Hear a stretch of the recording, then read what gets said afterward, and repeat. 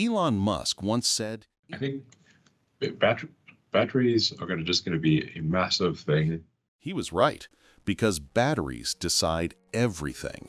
How long you wait at a charger, how much you pay for your next Tesla, and how close the $25,000 dream car actually is. The new aluminum-ion battery doesn't just promise faster charging. It could cut charging time by up to 70%, boost range, and finally make large-scale production of the Model 2 possible. But there's a story Tesla isn't shouting about, a hidden race between breakthrough chemistry and factory reality, where one delay could change everything. Over the next few minutes, we'll reveal the untold milestones, missed targets, and the single factor that could decide who wins the EV war. Subscribe now to see the truth before anyone else. Retrofit for existing Teslas. Retrofitting a Tesla to aluminum-ion is not a universal plug-and-play, and treating it like a simple battery swap is how budgets and warranties get hurt.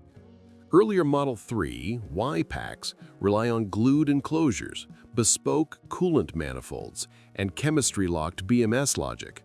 Later generations, especially from 2021 onward, standardize bolt patterns and cooling plate positions across factories. That standardization is what makes a CPMI drop-in sled viable. A certified tech can unbolt, slide, and seal rather than cut and weld, provided the mounting and thermal interfaces line up. Electrically, aluminum-ion modules live on different nominal voltages and response curves than mainstream Li-ion. A multi-chemistry BMS is the translator. It samples module-level voltage and temperature, then retunes charging and inverter behavior in real time. With that layer in place, an OTA update can teach a 2023 Model Y to speak with a 2026 aluminum-ion pack, but only within hardware limits. Thermal control is non-negotiable.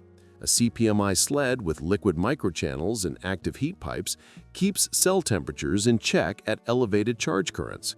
Headline claims like 6 times faster charging or 1,000 miles belong in scenario ranges that state climate, charger power, and driving style.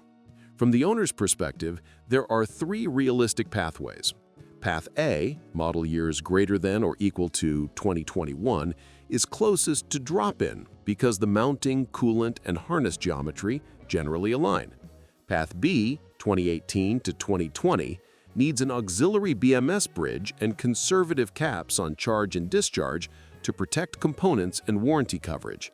Path C, less than or equal to 2017, is usually not recommended. Mounting certification, cooling retrofits, and wiring revisions stack risk and cost. Plan the budget as a range with explicit assumptions.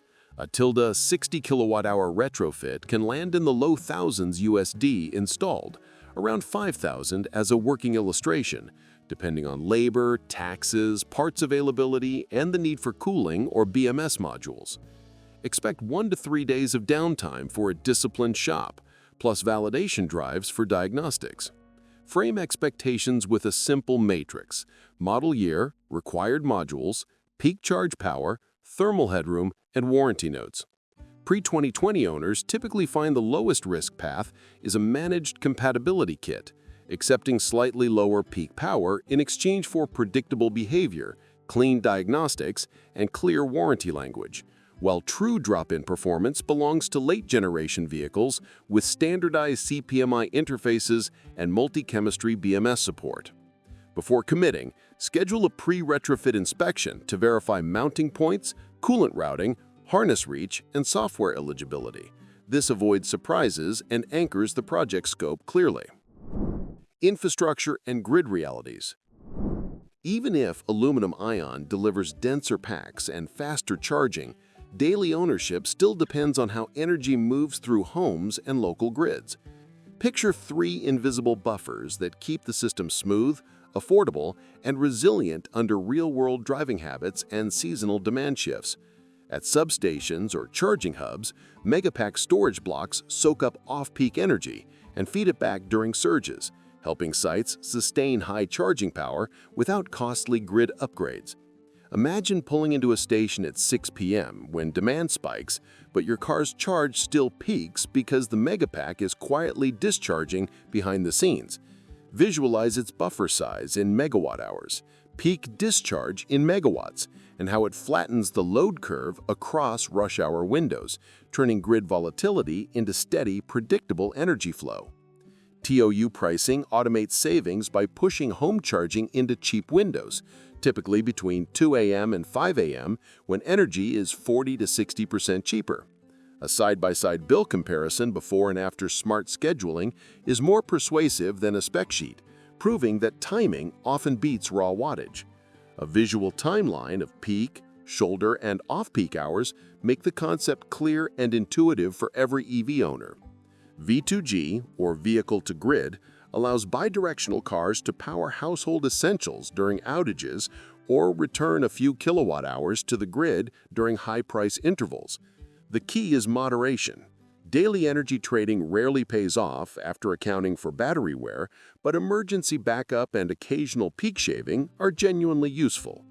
Clarifying warranty limits and displaying real-world round-trip efficiency keeps expectations grounded and builds long-term trust between automakers, utilities, and users.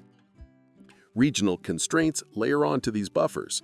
Interconnect rules, permits, charger certification, and tax credits differ widely between states and countries, which is why any cost of ownership model should disclose its assumptions, tariff, mileage, climate, driveway access, and public fast charge mix. In colder areas, preconditioning and longer tapers matter. In hotter climates, heat soak management and shaded parking make a noticeable difference for battery longevity and comfort. Infrastructure connects back to everyday habits. Schedule nightly off-peak charging, prefer hubs with on-site storage, and keep DC fast sessions short to reduce taper losses and heat buildup. In neighborhoods with weaker grids, community storage plus staggered TOU schedules prevent the 7 p.m. plug-in cliff and protect long-term return on investment. If your city offered both options, which setup would you choose? A. Off-peak smart charging, or B. Home V2G backup? Comment A or B below so we can model the next scenario together. Every number you've seen today, charging time, range, cost, means nothing without real production speed and sustainable manufacturing scale. That's the quiet race Tesla is fighting right now. Aluminum-ion may not end lithium overnight, but it changes what's possible when factories and supply chains finally catch up. If you want updates built on verified facts, not hype, and you want to see how Model 2 becomes reality step by step, subscribe now so you're here when the next chapter drops, not after the headlines fade away.